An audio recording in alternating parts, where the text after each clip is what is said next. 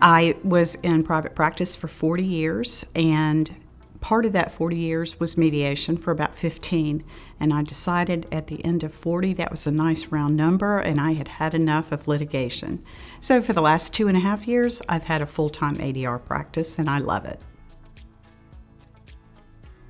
I have a wide variety of cases, which was similar to what my litigation practice was. If I had to focus, I would say business and commercial, employment, some probate and trust, and then just general tort cases.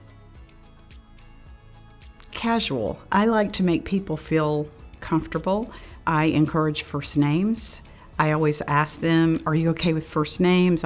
Call me Kelly, make a joke and say, when people call me Mrs. Johnson, I look over my shoulder to see if they're talking about my mother-in-law. So I try to make them comfortable and develop a rapport before we get started. I don't think I'm threatening. I think some people feel very threatened by the process and by the mediators.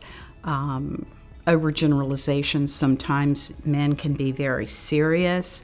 Not that women can't, but so I try to be very open and down to earth and make everybody feel like it's okay. We're here to have a conversation.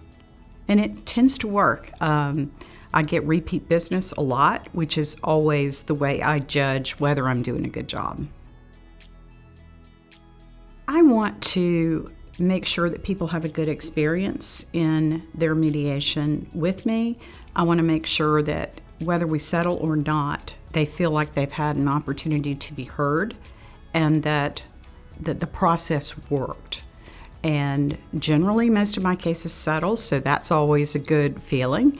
But I also am persistent, and I will follow up with people if we've not been able to get it done on that particular day.